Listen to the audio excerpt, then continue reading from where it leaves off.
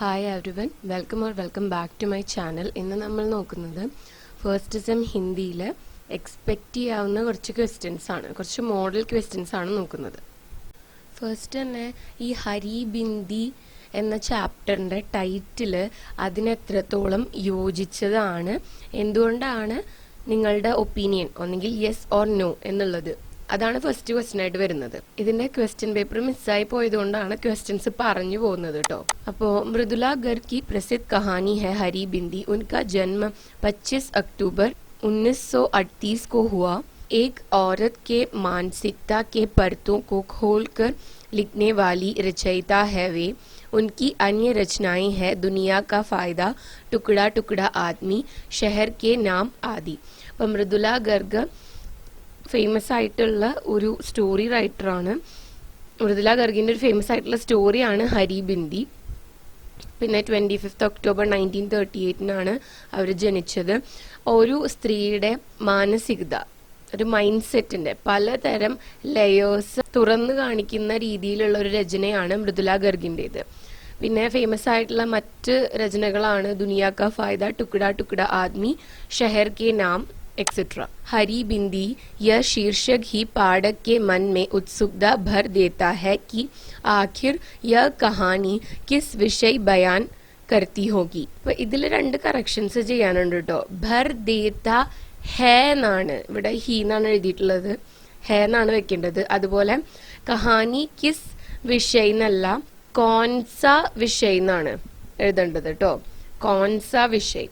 അപ്പോൾ ഈ ഹരി ബിന്ദി എന്നുള്ള ഒരു ടൈറ്റിൽ തന്നെ റീഡേഴ്സിനെ ഈ ഒരു സ്റ്റോറിയോട് ഹുക്ക് ചെയ്യാൻ വേണ്ടിയിട്ട്, ഇങ്ങനെ ആൾക്കാരെ പിടിച്ചിരുത്താൻ വേണ്ടിയിട്ട് കഴിവുള്ളൊരു ടൈറ്റിലാണിത്.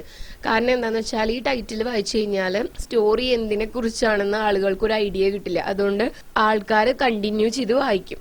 कहानी पढ़ने पर पता चलता है कि यह एक स्त्री की कहानी है जो हरी बिंदी पहनकर എന്നല്ല കേട്ടോ, लगाकर എന്നാണ് ഇവിടെ, लगाकर എന്നാണ് ഇവിടെ എഴുതേണ്ടത്. हरी बिंदी लगाकर बाहर निकल जाती है और मजे करती है. അപ്പൊ ഈ ഒരു സ്റ്റോറി എന്ന് പറയുന്നത് ഒരു സ്ത്രീയുടെ സ്റ്റോറിയാണ്. ആ സ്ത്രീ ഒരു പച്ച പൊട്ട് തൊട്ടിട്ട് പുറത്തു പോകുന്നു, എന്നിട്ട് എൻജോയ് ചെയ്യാണ്. यहाँ हम एक स्त्री को देखते हैं जो अपने पति के अभाव में अपने रोज की जिंदगी से बाहर निकलकर कुछ करना चाहती है. उसको बारिश पसंद है. वह आर्ट गैलरी, തിയേറ്റർ, റെസ്റ്റോറന്റ് ആദി ജാതി ഹെ. നമ്മളിവിടെ കാണുന്നത് ഒരു സ്ത്രീയെയാണ്. ആ സ്ത്രീ എന്താണ്, ഹസ്ബൻഡ് ഇല്ലാത്ത സമയത്ത്, താൻ ഒറ്റയ്ക്കായ സമയത്ത് ലൈഫ് എൻജോയ് ചെയ്യാൻ വേണ്ടിയിട്ട് പുറത്തിറങ്ങുകയാണ്. അങ്ങനെ പിന്നെ ആ സ്ത്രീക്ക് മഴ വളരെ ഇഷ്ടമാണ്. അങ്ങനെ ഗാലറി പോകുന്നു, തിയേറ്ററിൽ പോകുന്നു, റെസ്റ്റോറൻറ്റിൽ പോകുന്നു. പിന്നെന്താണ്, उसे डैनी के नामक सिनेमा बहुत पसंद है और उसे देखकर वह हंस पड़ती है. അപ്പോൾ ആ സ്ത്രീക്ക് ഡാനി കെ എന്ന് പറഞ്ഞ ആ മൂവി ഭയങ്കര ഇഷ്ടമാണ്, അത് കണ്ടിട്ട് പൊട്ടിച്ചിരിക്കുന്നു. वहीं पर उसकी एक अजनबी से दोस्ती हो जाती है, मगर दोनों एक दूसरे के निजी मामले में टांग नहीं अड़ाते.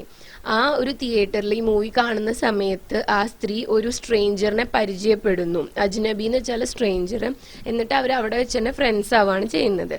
മഗർ ദോനോ ഏക് ദൂസരെ കെ നിജി മാമലെ മേ ടാങ് നഹി അടാത്തെ എന്ന് വെച്ചാൽ രണ്ടുപേരും അവരുടെ പേഴ്സണൽ ആയിട്ടുള്ള കാര്യങ്ങളെ കുത്തി കുത്തി ചോദിക്കുന്നില്ല. ടാങ് അടാനാന്ന് വെച്ചാൽ ഇന്റർഫെയർ ചെയ്യാന്നാണ്. നിജി എന്ന് വെച്ചാൽ പേഴ്സണൽ.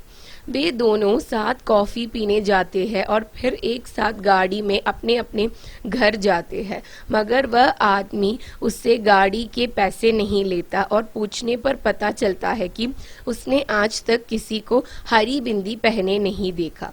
അപ്പം ലാസ്റ്റ് ഇവർ കോഫി കുടിക്കാൻ പോകുന്നു. അതിന് ശേഷം ഇവർ ഒരുമിച്ച് വീട്ടിലോട്ട് പോവാണ്.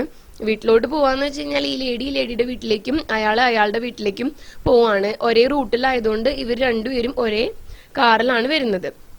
എന്നിട്ട് കാറിന്റെ ഫെയർ കൊടുക്കാൻ വേണ്ടി നിൽക്കുമ്പോൾ ഈ സ്ത്രീയുടെ കയ്യിൽ നിന്ന് അയാള് പൈസ വാങ്ങുന്നില്ല. അപ്പൊ എന്താണ് പൈസ വാങ്ങാത്തതെന്ന് ചോദിച്ചപ്പോൾ അയാൾ പറഞ്ഞ മറുപടിയാണ്, ഞാൻ ഇന്നേ വരെ ഒരു സ്ത്രീയെ പച്ച പൊട്ട് തൊട്ടിട്ട് കണ്ടിട്ടില്ല എന്ന്. कहानी में नीली सलवार और हरी बिंदी का कोई तुक नहीं है. यहाँ हरी बिंदी आजादी का चिन्ह है. ഇവിടെ ആണെങ്കിൽ ഈ സ്റ്റോറിയിൽ നമ്മൾ സ്റ്റാർട്ടിങ്ങിൽ വായിക്കുന്നുണ്ട് ഈ ലേഡി ഒരു ബ്ലൂ ചുരിദാറാണ് ഇടുന്നത്. ആ ബ്ലൂ സൽവാർ ഇട്ടിട്ട് അതിലാണ് ഗ്രീൻ പൊട്ട് തൊടുന്നത്. അപ്പൊ ഇത് രണ്ടും തമ്മിൽ ഒരു മാച്ച് ഇല്ല. പക്ഷെ ഇവിടെ ഈ ഗ്രീൻ ബിന്ദി, ഈ ഹരി ബിന്ദി എന്ന് പറയുന്നത് ആസാദി, ഫ്രീഡത്തിന്റെ, स्वातंत्र्यത്തിന്റെ ഒരു ചിഹ്നമാണ്. रोज की घुटन से बाहर निकलकर अपनी सोच और अपने चाहत को प्रकट करने वाली एक औरत का चित्र है. റോസ് की घुटन എന്ന് പറഞ്ഞാൽ എന്നത്തെയുള്ള ആ ഒരു റൊട്ടീനിൽ നിന്നും അതിൽ നിന്നുമുള്ള സഫക്കേഷൻ, ഘുട്ടൻ എന്ന് വെച്ചാൽ സഫക്കേഷൻ എന്നാണ്, ആ ഒരു വീർപ്പുമുട്ടല്, അതിൽ നിന്നും പുറത്ത് വന്ന് തൻ്റെതായ ഒരു പോയിന്റ് ഓഫ് വ്യൂ എല്ലാ കാര്യത്തിനും വെക്കുന്ന, തൻ്റെ ഇഷ്ടങ്ങൾക്ക് ഇമ്പോർട്ടൻസ് കൊടുക്കുന്ന അല്ലെങ്കിൽ തൻ്റെ ഇഷ്ടങ്ങളെ പ്രകടിപ്പിക്കുന്ന ഒരു സ്ത്രീയെയാണ് നമ്മൾ ഈ ഒരു സ്റ്റോറിയിൽ കാണുന്നത്. അപ്പം ഇത്രയാണ് ഇതിൻ്റെ ആൻസർ. ഇനി നമുക്ക് നെക്സ്റ്റ് ക്വസ്റ്റ്യൻ നോക്കാം. സക്കുബായി എന്തുകൊണ്ടാണ് തൻ്റെ ഗ്രാമം വിട്ടിട്ട് മുംബൈയിലേക്ക് പോയത്, അതിനുണ്ടായ സാഹചര്യം എന്താണ്, അതാണ് ക്വസ്റ്റ്യൻ. सक्कूबाई गांव में अपने परिवार के साथ रहती थी. वे खेती करके जीते थे. उनके घर में माँ, बाबा, एक छोटा भाई और एक बहन थी. അപ്പോൾ സക്കുബായി ഗ്രാമത്തിൽ ആണ് താമസിച്ചിരുന്നത് അമ്മയോടും അച്ഛനോടൊപ്പം. അവര് കൃഷി ചെയ്താണ് ജീവിച്ചിരുന്നത്. ഇനി വീട്ടിൽ അമ്മയും അച്ഛനും മാത്രമല്ല ഉള്ളത്, ഒരു ഛോട്ടാ ഭായി ഉണ്ട്, അതുപോലെ തന്നെ ഒരു ബഹനുണ്ട്. മാ കാ നാം ലക്ഷ്മി, ഭായി കാ നാം നിതിൻ और बहन का नाम വാസന്തി थी. അമ്മയുടെ പേര് ലക്ഷ്മി എന്നാണ്, ഭായിയുടെ പേര് നിതിൻ എന്നും അതുപോലെ തന്നെ സിസ്റ്ററിന്റെ പേര് വാസന്തി എന്നാണ്. ഉनके बाबा का एक हाथ थोड़ा टेढ़ा था, फिर भी वे खेतों में तन तोड़ मेहनत करते थे. आई भी उनके साथ काम करती थी. അപ്പൊ സക്കുബായിയുടെ അച്ഛന്റെ ഒരു കൈ ഇങ്ങനെ വളഞ്ഞാണ് ഇരുന്നിരുന്നത്, എന്നാലും അദ്ദേഹം ഒരുപാട് കഷ്ടപ്പെടുമായിരുന്നു, ഒരുപാട് പണിയെടുക്കുമായിരുന്നു. അപ്പൊ ഈ വയലില് അദ്ദേഹത്തോടൊപ്പം അമ്മയും ജോലി ചെയ്യുമായിരുന്നു. परंतु उनके काका लोग बहुत लालची थे और अनाज बांटने के वक्त सक्कूबाई के परिवार को बहुत कम अनाज देते थे. അപ്പം അതേസമയം ഈ അമ്മയും അച്ഛനും ഭയങ്കര ഹാർഡ് വർക്കിംഗ് ആണ്. പക്ഷെ സക്കുബായിയുടെ കാക്കാ ലോഗ് എന്ന് വെച്ച് കഴിഞ്ഞാൽ ഈ അച്ഛന്റെ അനിയന്മാര് വളരെയധികം ലാൽച്ചി, ഗ്രീഡിയാണ്, അത്യാഗ്രഹികളായിരുന്നു. അപ്പോൾ ഇവര് എന്താന്ന് വെച്ചാൽ ഈ ചിലപ്പോൾ ഈ ഒരു വയലെന്ന് പറയുന്നത് എല്ലാവർക്കും കൂടിയുള്ളതായിരിക്കും. അപ്പൊ കൃഷി ചെയ്തിട്ട് ഇവർ ഓരോരുത്തരും എത്ര വർക്ക് ചെയ്തു എന്നുള്ളതിനനുസരിച്ചിട്ടാണ് ഡിവൈഡ് ചെയ്യുന്നുണ്ടാവുക. അപ്പോൾ ഈ അച്ഛൻ്റെ അനുജന്മാരെ എന്ത് ചെയ്യുന്ന വെച്ചാൽ ഇവരുടെ ഫാമിലിക്ക് വളരെ കുറച്ചാണ് ഗ്രെയിൻസ് കൊടുക്കാറുള്ളൂ. വേ कहते थे कि उनके बाबा बहुत कम काम करते हैं. बाबा उनसे बहस नहीं करते थे. जो मिला उसी में ही उनका घर चलता था. അപ്പം അവർ പറഞ്ഞിരുന്നത് എന്താണെന്ന് വെച്ചാൽ സക്കുബായിയുടെ അച്ഛൻ വളരെ കുറച്ച് മാത്രമേ പണിയെടുക്കാറുള്ളൂ, അതുകൊണ്ട് നിങ്ങൾക്ക് ഇത്ര ഗ്രെയിൻസേ തരാൻ പറ്റുള്ളൂ എന്നാണ്. അച്ഛനാണെങ്കിൽ അവരുടെ അടുത്ത് തർക്കിക്കാറില്ല. ബഹസ് കർണാന്ന് വെച്ചാൽ തർക്കിക്കുക. എന്താണോ കിട്ടിയത് അത് വെച്ചാണ് ഇവരുടെ വീട്ടിലെ കാര്യങ്ങൾ കഴിഞ്ഞു പോയിരുന്നത്. दादी के मरने पर सक्कूबाई की मामा और नानी उनके घर आए और वहाँ के हालातों को देखकर कहा कि सक्कू की माँ उसको और नितिन को साथ लेकर बम्बई आ जाएं उनके पास. അങ്ങനെ സക്കുബായിയുടെ ദാദി മരിച്ചു. ആ സമയത്ത് സക്കുബായിയുടെ നാനിയും മാമയും കൂടിയിട്ട് ഇവരുടെ വീട്ടിലേക്ക് വന്നു. ആ വീട്ടിലേക്ക് വന്ന സമയത്താണ് അവരുടെ വീട്ടിലെ കണ്ടീഷൻസ് വളരെ മോശമാണെന്ന് മനസ്സിലായി. അങ്ങനെ അവർ പറയാണ് അമ്മയുടെ അടുത്ത് സക്കൂനെയും നിതിനെയും കൊണ്ട് മുംബൈയിലേക്ക് ചെല്ലാൻ വേണ്ടിയിട്ട്, സക്കുബായിയുടെ അമ്മയുടെ വീടുള്ള സ്ഥലത്തേക്ക് ചെല്ലാൻ വേണ്ടി പറയാണ്. सक्कू माँ के साथ काम पर जाएगी तो ज्यादा पैसे मिलेंगे और नितिन को अच्छे अंग्रेजी स्कूल में पढ़ाएंगे. സക്കു അമ്മയുടെ കൂടെ വീട്ടുജോലിക്ക് പോയാൽ കൂടുതൽ പണം ഉണ്ടാക്കാം, അത് വെച്ചിട്ട് നിതിനെ നല്ലൊരു അംഗ്രേജി സ്കൂൾ, ഇംഗ്ലീഷ് മീഡിയത്തിലേക്ക് വിടാം. നിങ്ങൾ ഇവിടെ ഒരു കാര്യം മനസ്സിലാക്കണം, ഇത് പണ്ടത്തെ ഒരു സാഹചര്യത്തിൽ അതിനെ ബേസ് ചെയ്തിട്ട്, അങ്ങനെ ഒരു കോണ്ടെക്സ്റ്റിനെ ബേസ് ചെയ്തിട്ട് എഴുതിയിട്ടുള്ളതാണ്. അന്നെന്ന് പറഞ്ഞാൽ ജെൻഡർ ഡിസ്ക്രിമിനേഷൻ ഒക്കെ ഉള്ളതാണ്. അതുകൊണ്ടാണ് ഇവിടെ ഇങ്ങനെ പറയുന്നത്. ഇന്നത്തെ കാലത്തൊന്നും ഇങ്ങനത്തെ ഡിസ്ക്രിമിനേഷൻസ് പൊതുവെ എക്സിസ്റ്റ് ചെയ്യുന്നില്ല, പക്ഷെ നോർത്തിലൊക്കെ ചില സ്ഥലങ്ങളിൽ ഇപ്പോഴും എക്സിസ്റ്റ് ചെയ്യുന്നുണ്ട്. കാരണം ഇവിടെ നോക്കൂ, കറക്റ്റ് ആ ഒരു ജെൻഡർ റോൾസ് ഒക്കെയാണ് കൊടുക്കുന്നത്. കാരണം നിതിൻ ബോയ് ആയതുകൊണ്ട് നിതിനെ നന്നായി പഠിപ്പിക്കണം. അതേസമയം സക്കുവിനെ കുറിച്ച് ആരും ചിന്തിക്കണമെന്നില്ല. സക്കു ജോലിക്ക് പോയിക്കോട്ടെ, അമ്മയുടെ കൂടെ കൂടുതൽ പൈസ ഉണ്ടാക്കാലോ എന്നാണ് പറയുന്നത്. സക്കു और वासंती की तो पढ़ाई पहले से ही बंद हो चुकी थी क्योंकि वे लड़कियां थी. ऐसे ही अपने घर की हालात सुधारने तथा ज्यादा पैसे कमाने के लिए സക്കുബായി ബംബൈ പਹੁंची. അപ്പം സക്കുവിന്റെയും വാസന്തിയുടെയും സ്റ്റഡീസ് ഒക്കെ മുൻപേ തന്നെ ഇവർ നിർത്തിയിരുന്നു. കാരണം എന്താണ്, അവര് ഗേൾസ് ആണ്. ഞാൻ പറഞ്ഞില്ലേ, ഇതാണ് ജെൻഡർ ഡിസ്ക്രിമിനേഷൻ ആണ്. അതിന്റെ ഒരു ക്ലിയർ പിക്ചറാണ് നമുക്ക് ഇവിടെ കാണാൻ വേണ്ടി പറ്റുന്നത്. അപ്പം തന്റെ വീട്ടിലെ കണ്ടീഷൻസ് ഒന്ന് ഇംപ്രൂവ് ചെയ്യാൻ, സുധാരണ എന്നാണ് കേട്ടോ ഇവിടെ ആ ആകാരാന്ത് ചേർക്കണേ. സുധാരണെ തഥാ ജ്യാദാ പൈസ കമാനെ കെ ലിയെ, കൂടുതൽ പൈസ ഉണ്ടാക്കാനും വീടിന്റെ കണ്ടീഷൻസ് ഇംപ്രൂവ് ചെയ്യാനും വേണ്ടിയിട്ട് എന്താണ് സക്കുബായി മുംബൈയിലേക്ക് വരികയാണ്. ഇതെന്ന് പറഞ്ഞു കഴിഞ്ഞാല് ഈ ശവയാത്ര എന്ന് പറഞ്ഞ സ്റ്റോറിയിൽ നിന്നും എന്താണ് നിങ്ങൾക്ക് മനസ്സിലാവുന്നത്, എന്താണ് റൈറ്റർ പറയാൻ ഉദ്ദേശിച്ചത്, അതാണ് ഈ ക്വസ്റ്റ്യൻ. ओम प्रकाश वाल्मीकि का प्रसिद्ध दलित विमर्श है शवयात्रा. उनका जन्म 30 जून 1950 को हुआ था. उन्होंने अपने रचनाएं द्वारा जाति प्रथा के खिलाफ आवाज उठाया है. उनकी सबसे प्रसिद्ध रचना ഓം പ്രകാശ് വാൽമീകിയുടെ പ്രസിദ്ധമായ ഒരു ദലിത് വിമർശാണ് ശവയാത്ര എന്ന് പറയുന്നത്. അദ്ദേഹം ജനിച്ചത് 30 ജൂൺ 1950 അദ്ദേഹം തന്റെ രചനകള് വഴി ജാതി വ്യവസ്ഥക്കെതിരായിട്ട് ശബ്ദമുയർത്തിയിട്ടുണ്ട്. അദ്ദേഹത്തിന്റെ ഏറ്റവും ഫേമസ് ആയിട്ടുള്ള രചനയാണ് ജൂട്ടൻ, അദ്ദേഹത്തിന്റെ ആത്മകഥയായിട്ടുള്ള ജൂട്ടൻ. शवयात्रा नामक इस दलित विमर्श में उन्होंने जाति के नाम पर हो रही अत्याचारों के बारे में बताया है. चमार और बल्हार दोनों ही दलित है, मगर बल्हार निम्न होने के कारण चमार उनसे बुरा व्यवहार करते हैं. അപ്പോൾ ഈ ഒരു ദലിത് വിമർശയിലൂടെ ജാതിയുടെ പേരിൽ നടക്കുന്ന അനാചാരങ്ങൾ അവയെ കുറിച്ചാണ് റൈറ്റർ പറയാനായിട്ട് ആഗ്രഹിക്കുന്നത്.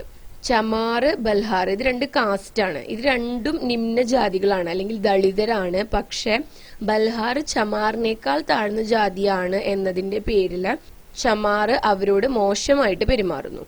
ऐसी ही हालत है आज के समाज की.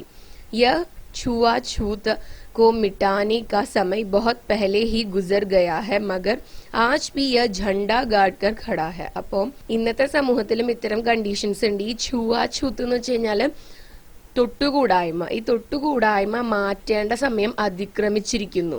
പക്ഷെ ഇപ്പോഴും ഇത് झंडा गाड़ कर खड़ा है എന്ന് വെച്ചാല് കൊടികുത്തി വാഴുകയാണ് എന്നാണ്. इस विमर्श में रचयिता कहते हैं, बल्हार होने के कारण उस परिवार को एक घर बनवाने में क्या क्या परेशानियां झेलनी पड़ रही है. चमार उनको पक्का मकान बनवाने नहीं दे रहे हैं. അപ്പോ റൈറ്റർ ഈ ഒരു സ്റ്റോറിയിലൂടെ ഈ ഒരു ദലിത് വിമർശയിലൂടെ ഒക്കെ പറയുന്നത് എന്താണ്, ബൽഹാർ ആയതുകൊണ്ട്, ഏറ്റവും താഴ്ന്ന ജാതിയിൽപ്പെട്ടവരായതുകൊണ്ട് എത്രത്തോളം ബുദ്ധിമുട്ടുകളാണ് അവർക്ക് നേരിടേണ്ടി വരുന്നത് എന്നാണ്. അതുകൂടാതെ അവരുടെ വീടൊന്ന് നന്നാക്കി പണിയാൻ വേണ്ടി പോലും ഇവർ അനുവദിക്കുന്നില്ല. गांव का डॉक्टर सलोनी का इलाज करने से मना कर देता है. कोई भी उस बीमार बच्ची को अस्पताल ले जाने के लिए एक गाड़ी तक नहीं देता. सबसे जल्लाद कार्य तो वे तब करते हैं जब मरने के बाद उस बच्ची का शवयात्रा होता है. അപ്പോൾ ഈ സലോനി, അതായത് ഈ കല്ലന്റെ മകൾക്ക് പനി വരാണ്, അങ്ങനെ ഒരു ഡോക്ടറിനെ കാണിക്കണം എന്ന് ഇവർ വിചാരിക്കുന്നുണ്ട്. പക്ഷെ ഡോക്ടർ സലോണിയെ ട്രീറ്റ് ചെയ്യില്ല എന്ന് പറയുന്നു. ഇലാജ് കർണന്ന് വെച്ച് കഴിഞ്ഞാല് ട്രീറ്റ് ചെയ്യുക എന്നാണ്. ഡോക്ടർ ട്രീറ്റ് ചെയ്യാൻ സമ്മതിക്കുന്നില്ല. അതുപോലെ തന്നെ പിറ്റേ ദിവസം കുട്ടിയെ ഹോസ്പിറ്റലിലേക്ക് കൊണ്ടുപോകാൻ വേണ്ടിയിട്ട് ഒരു ബാൽഗാഡി, ഒരു കാളവണ്ടി അന്വേഷിച്ചു പോകുന്നത് നമ്മൾ കാണുന്നുണ്ട് സ്റ്റോറിയിൽ. എന്നിട്ട് ഈ ചമാറുകൾ ആരും തന്നെ ഇവർക്കൊരു ബാൽഗാഡി കൊടുത്തില്ല. അവരോട് വളരെ ക്രൂവലായിട്ടാണ് ബിഹേവ് ചെയ്യുന്നത്. ഇനി ഏറ്റവും മോശമായ സംഭവം നടക്കുന്നത് ഈ കുട്ടി മരിച്ചതിന് ശേഷമാണ്. ആ കുട്ടിയുടെ ശവയാത്ര നടക്കുമ്പോഴാണ്. ना कोई आश्वस्त करने वाला, ना कोई सहायता करने वाला और ना ही कोई उसमें शामिल होने वाला, सब बस तमाशा देखते रहते हैं. അപ്പോൾ ആരും ഒന്ന് ആശ്വസിപ്പിക്കാനോ ഒന്ന് സഹായിക്കാനോ അതോ അതിലൊന്ന് പങ്കെടുക്കാനോ പോലുമുള്ള മര്യാദ അവർ കാണിക്കുന്നില്ല. എല്ലാവരും ഈ ഒരു സീൻ കണ്ടുകൊണ്ട് നിൽക്കുകയാണ്. रचयिता बस यही कहना चाहते हैं, इस जाति प्रथा के कारण अपना जीवन नष्ट करने से कुछ प्राप्त न होगा. इन जातियों की सीमा भूलकर सबको एक साथ रहना पड़ेगा, तभी कुछ अच्छा हो सकेगा. രചയിതാവ് പറയാൻ ആഗ്രഹിക്കുന്നത് ഈ ജാതി പ്രഥ ഇനിയും ഫോളോ ചെയ്തുകൊണ്ടിരുന്നിട്ട് സ്വന്തം ജീവിതം നഷ്ടപ്പെടുത്തുന്നതിൽ ഒരു കാര്യവുമില്ല. ഇപ്പൊ ഇവിടെ നോക്കൂ, ജാതിയുടെ പേരിലാണ് ആ കുട്ടിയുടെ ജീവൻ നഷ്ടപ്പെട്ടത്. ഇൻ ജാതിയോ കി സീമ ഭൂൽക്കർ സബ്കോ ഏക് സാത്ത് രഹന പടേഗ. ഈ ജാതികൾ ഉണ്ടാക്കിയിട്ടുള്ള ഈ ഒരു ബൗണ്ടറി ഇത് മറികടന്നിട്ട് എല്ലാവർക്കും ഒരുപോലെ ഇങ്ങനൊരു ഡിസ്ക്രിമിനേഷൻ ഒന്നും ചെയ്യാതെ ഒരുമിച്ച് ജീവിക്കാനായിട്ട് സാധിക്കണം. അപ്പോഴാണ് എന്തെങ്കിലും ഒരു നല്ല മാറ്റം, എന്തെങ്കിലും ഒരു നല്ല കാര്യം നടക്കുകയുള്ളൂ. ഇത്രയാണ് ഇതിന്റെ ആൻസർ വരുന്നത്.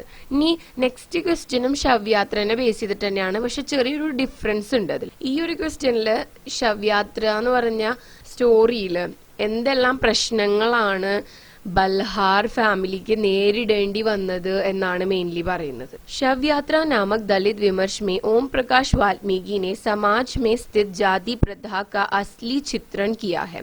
ശവയാത്ര എന്ന് പറഞ്ഞ ഈ ഒരു ദളിത് വിമർശിലെ ഓം പ്രകാശ് വാൽമീകി സമൂഹത്തിൽ നിലനിൽക്കുന്ന ജാതി വ്യവസ്ഥയുടെ സത്യമായിട്ടുള്ള ചിത്രണമാണ് നൽകുന്നത്.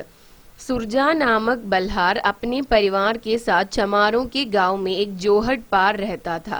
वहां एक ही बल्हार परिवार था, इसलिए उन्हें कई तकलीफों से गुजरना पड़ता था. അപ്പൊ സുർജ എന്ന് പറഞ്ഞിട്ടുള്ള ഒരു ബൽഹാർ ജാതിയിൽപ്പെട്ട ആള് അദ്ദേഹത്തിന്റെ ഫാമിലിയുമായിട്ട് ഈ ചമാറുകളുടെ ഗ്രാമത്തിലാണ് താമസിച്ചിരുന്നത്. ഒരു കുളമാണ് ഇവരുടെ ഒരു ഏരിയ സെപ്പറേറ്റ് ചെയ്ത് നിർത്തിയിരുന്നത്. അപ്പോൾ ആ ചമാറുകളുടെ ഗ്രാമത്തിൽ ഒറ്റൊരു ബൽഹാർ പരിവാറാണ് ഉള്ളൂ എന്നുള്ളത് കൊണ്ട് ഇവർക്ക് ഒരുപാട് പ്രശ്നങ്ങൾ നേരിടേണ്ടി വന്നിട്ടുണ്ട്.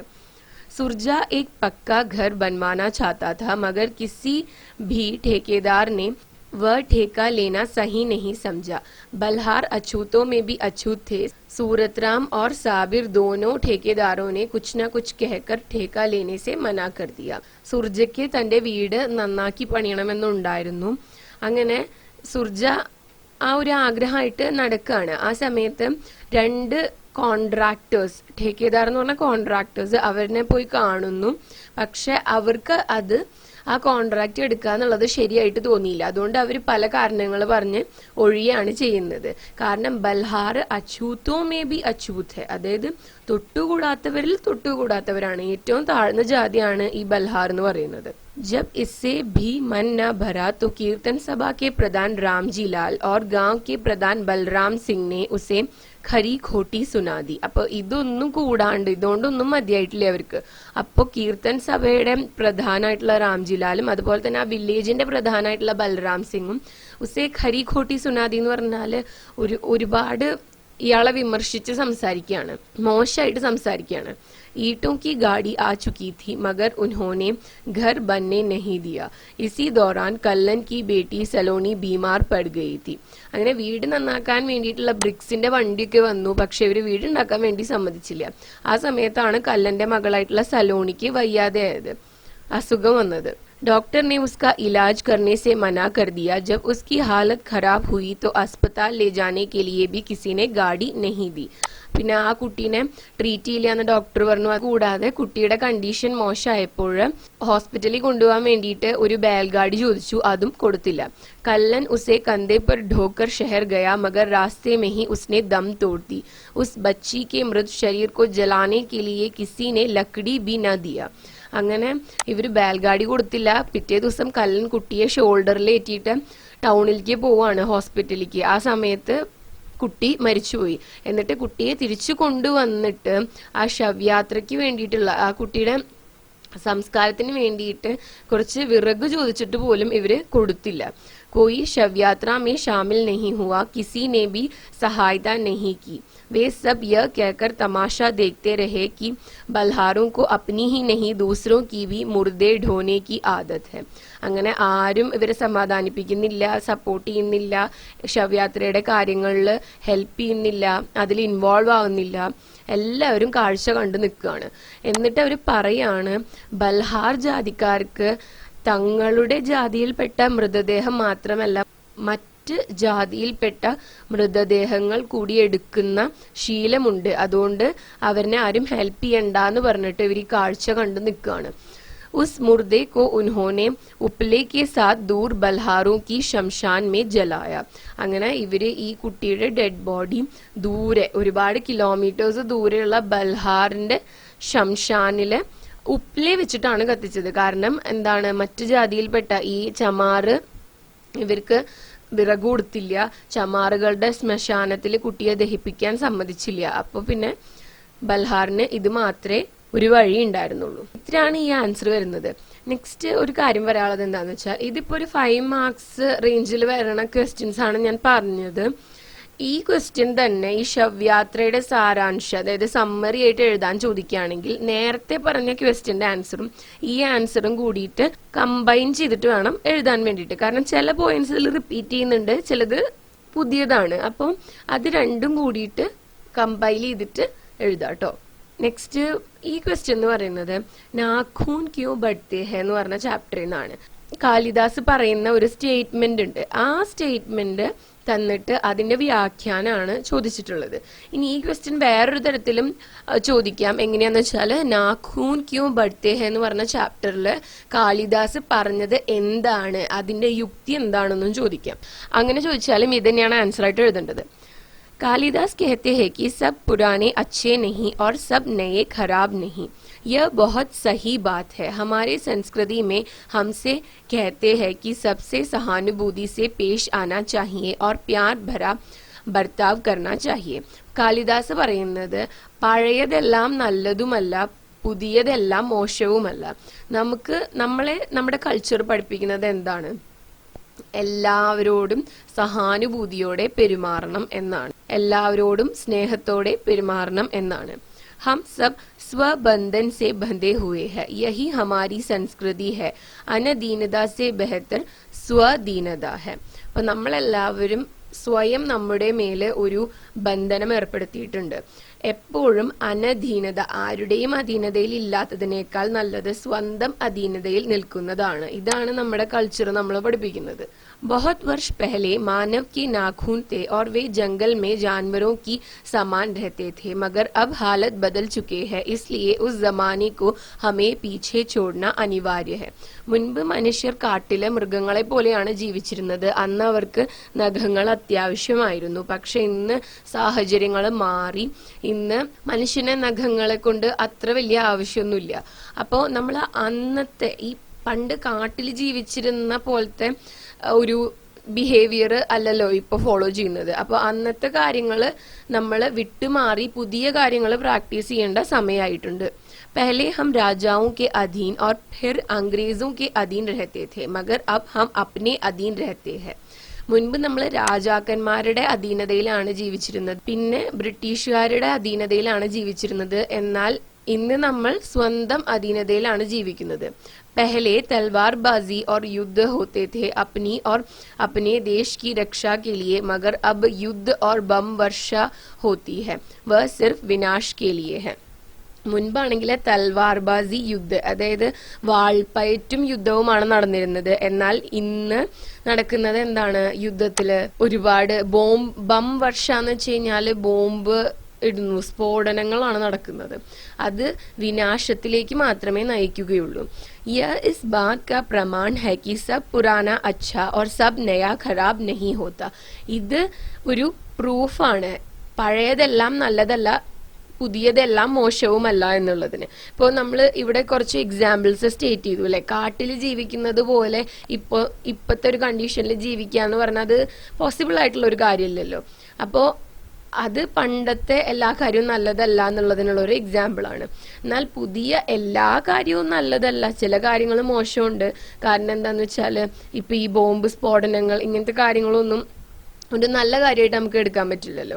അപ്പോൾ കാളിദാസ് പറഞ്ഞ സ്റ്റേറ്റ്മെന്റിനെ നമ്മൾ പ്രൂഫ് വെച്ച് ജസ്റ്റിഫൈ ചെയ്യാണ് ചെയ്തുകൊണ്ടിരിക്കുന്നത്. ചാഹേ പുരാന യാ നയാ ഹോ, സച്ചായി और अच्छाई को अपनाकर इन मूल्यों को ग्रहण कर हमें आगे बढ़ना चाहिए. അപ്പോൾ പഴയതായാലും പുതിയതായാലും സച്ചായി സത്യം, അതുപോലെ തന്നെ അച്ചായി നല്ല കാര്യം, എന്താണ് എന്ന് മനസ്സിലാക്കി ഈ മൂല്യങ്ങളെ ഗ്രഹിച്ചുകൊണ്ട് നമ്മൾ മുന്നോട്ട് പോകണം. യഹി ഖുദ് കെ ലിയെ ഹമാരെ സംസ്കൃതി കെ ലിയെ और हमारे देश के लिए अच्छा है. भलाई किसी भी युग में हो उसको अपनाना ही अच्छा है. അപ്പം ഇതാണ് നമ്മൾക്ക് സ്വയം നമുക്ക് വേണ്ടിയിട്ട്, നമ്മളുടെ കൾച്ചറിന് വേണ്ടിയിട്ട്, അതുപോലെ തന്നെ നമ്മളുടെ ദേശത്തിന് വേണ്ടിയിട്ടും ഏറ്റവും നല്ലത് ഇത് തന്നെയാണ്. എന്താണ് നല്ലത് എന്ന് പറയുന്നത്? കറക്റ്റ് ആയിട്ടുള്ള സത്യം എന്താണോ അത് മനസ്സിലാക്കി അതിനെ അനലൈസ് ചെയ്തിട്ട് മുന്നോട്ട് പോവുക എന്നുള്ളതാണ്. പിന്നെ ഭലായി കിസി ബി യുഗ് മേ ഹോ, നല്ലത് എന്ന് പറയുന്നത് ഏതൊരു യുഗത്തിലായാലും ഓരോ യുഗത്തിന്റെയും പോസിറ്റീവ് പോയിന്റ്സ് മാത്രം നമ്മൾ എടുത്തുകൊണ്ട് മുന്നോട്ട് പോവാന്നുള്ളതാണ്. അതിപ്പം പണ്ടത്തെ കാര്യത്തിലത്തെ ആയാലും ഇപ്പോഴത്തെ കാലഘട്ടത്തിലത്തെ ആയാലും ഏതൊരു യുഗത്തിലെ ആയാലും പോസിറ്റീവ് ആയിട്ടുള്ള കാര്യങ്ങൾ, നല്ല നല്ല കാര്യങ്ങൾ നമ്മൾ ഗ്രാസ്പ് ചെയ്യുക, എന്നിട്ട് അതിനെ സ്വന്തമാക്കിയിട്ട് മുന്നോട്ട് പോകുന്നതാണ് എപ്പോഴും നല്ലത്. ഈ ആൻസർ ഇത്രയേ ഉള്ളൂ. ഇതൊക്കെ 5 മാർക്സിന്റെ ക്വസ്റ്റ്യൻസ് ആണ്. പിന്നെ സാരാംശില് മോസ്റ്റ്ലി സോന ഹിർനിയുടെ സമ്മറി ഒരെണ്ണം ചോദിക്കാറുണ്ട്. അതുപോലെ തന്നെ ശവയാത്രയെ കുറിച്ചിട്ടും ചോദിക്കാം. പിന്നെ നിങ്ങൾക്ക് 4 ക്വസ്റ്റ്യൻ ഉണ്ടാവുമല്ലോ, അപ്പൊ 2 എണ്ണല്ലേ അറ്റംപ്റ്റ് ചെയ്യേണ്ട ആവശ്യമുള്ളൂ. അപ്പൊ ഈസിലി അറ്റംപ്റ്റ് ചെയ്യാൻ പറ്റുന്ന ക്വസ്റ്റ്യൻ ഏതാണെങ്കിൽ അത് അറ്റംപ്റ്റ് ചെയ്യാൻ വേണ്ടി നോക്കുക കേട്ടോ. അപ്പോൾ ഇന്നത്തെ വീഡിയോ ഇത്രയേ ഉള്ളൂ. ഈ വീഡിയോ നിങ്ങൾക്ക് യൂസ്ഫുൾ ആയെന്ന് കരുതുന്നു. യൂസ്ഫുൾ ആയിട്ടുണ്ടെങ്കിൽ വീഡിയോ ലൈക്ക് ചെയ്യുക, ചാനൽ സബ്സ്ക്രൈബ് ചെയ്യുക. അതുപോലെ എന്തെങ്കിലും സജഷൻസ് ഉണ്ടെങ്കിൽ അത് കോമെന്റ് സെക്ഷനിൽ എഴുതുക. And thanks for watching the video.